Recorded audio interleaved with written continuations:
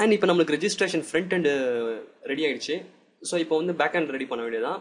And இதில் வந்து நம்ம என்ன பண்ண போறோம்னா, இந்த 3 டெக்ஸ்ட் பாக்ஸில் டைப் பண்ணுற இன்ஃபர்மேஷனை ரெஜிஸ்டர் நவ் அப்படின்னு கொடுத்த உடனே ஆட்டோமேட்டிக்காக நம்ம டேட்டா பேஸில் போய் சேவ் ஆகிற மாதிரி பண்ண போகிறோம். ஸோ இந்த எக்ஸாம்பிள் மூலியமாக நம்மளால் எப்படி டேட்டாவை டேட்டா பேஸில் இன்சர்ட் பண்ண முடியும் அப்படின்றத இதுலேருந்து உங்களுக்கு கிளியர் ஆகிடும்.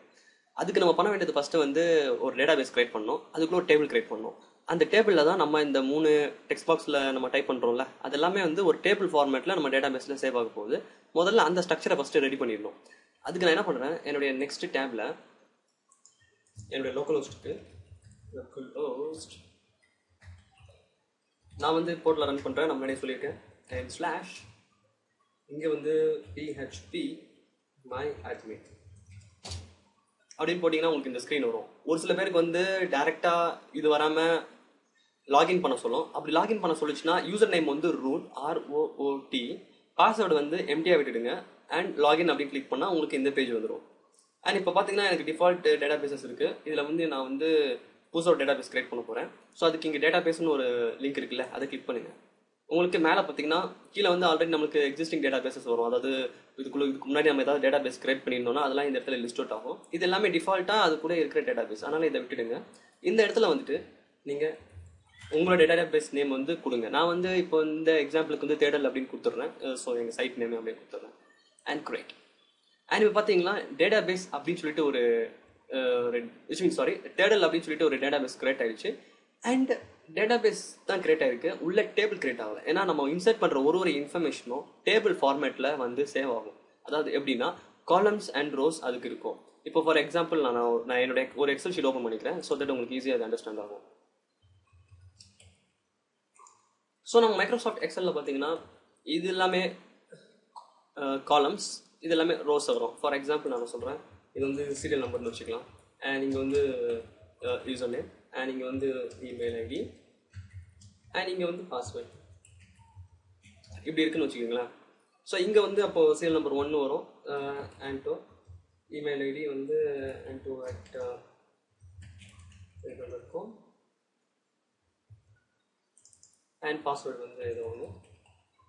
ஸோ இந்த மாதிரி வந்து நம்மளுக்கு ஃபுல்லாக இதே மாதிரி நம்மளுக்கு நிறைய பாஸ்வேர்ட்ஸ் இருக்கும். யூசர்ஸ் அண்ட் பாஸ்வேர்ட்ஸ் ஃபுல்லாகவே இன்ஃபர்மேஷன்ஸ் இருக்கும். பட் நம்ம என்ன சொல்லுவோம், இதை வந்து காலம்ஸ் அப்படின்னு சொல்லுவோம். Serial number, user name, email ID, password. கீழே இருக்கிறது எல்லாமே வந்து பார்த்தீங்கன்னா ரோஸ் அப்படின்னு சொல்லுவோம்ல. ஸோ தட் காலம் இது ரோஸ்.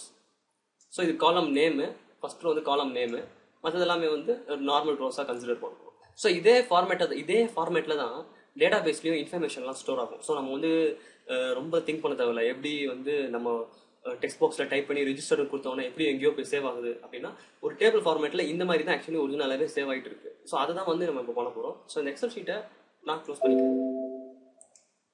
அண்ட் இங்கே அந்த டேபிள் நேம் கொடுத்துட்றேன். ஸோ நான் டேபிள் நேம் என்ன கொடுக்குறேன் அப்படின்னா யூசர் இன்ஃபர்மேஷன் அப்படின்னு நான் கொடுத்துருவேன். ஸோ யூசர் அண்டர்ஸ்கோர் இன்ஃபர்மேஷன் கொடுத்துடலாம். ஸோ படிக்கிறதுக்கு கொஞ்சம் ஈஸியாக இருக்கும். அதுக்காக தான் வந்து ஸ்பேஸ்க்கு விடக்கூடாது. ஸ்பேஸ்க்கு பதிலாக நீங்கள் அண்டர்ஸ்கோர் யூஸ் பண்ணிப்பீங்க.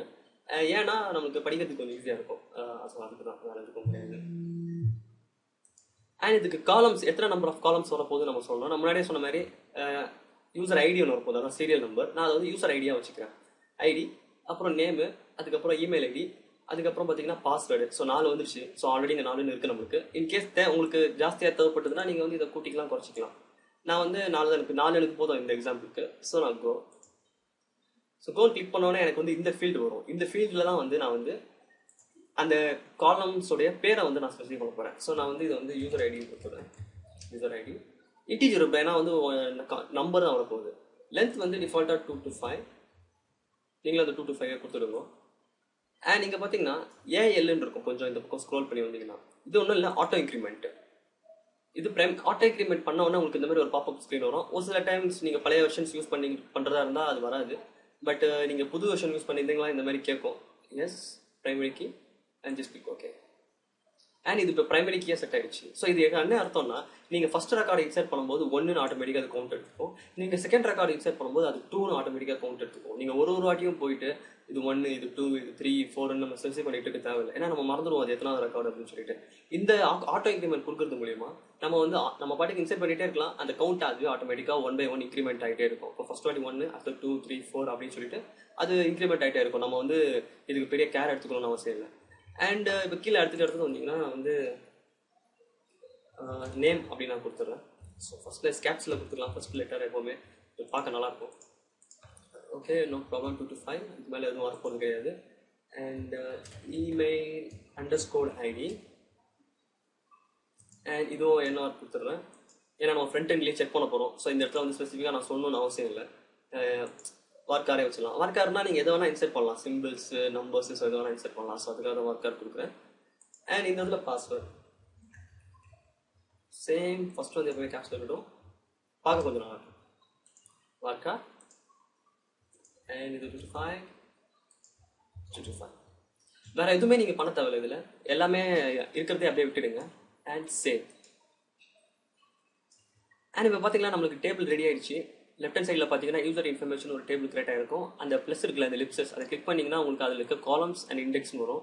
நீங்கள் காலம்ஸை கிளிக் பண்ணிங்கன்னா உங்களுக்கு அந்த டேபிளில் என்னென்ன காலம்ஸ் இருக்கோ அது எல்லாமே வரும். So email ID, name, password, user ID. Fine. So இப்போ நம்ம இன்சர்ட் பண்ணுறதுக்கு ரெடி ஆயாச்சு. அதை which means back and ready பண்ணிட்டோம் இன்சர்ட் பண்ணுறதுக்கு. இது எப்படி கோடா எழுதி எப்படி அந்த டெக்ஸ்ட் பாக்ஸ் இருக்க இன்ஃபர்மேஷனை எப்படி கேட்ச் பண்ணி இதுக்குள்ளே இன்சர்ட் பண்ணலாம் அப்படின்றத பார்க்கலாம்.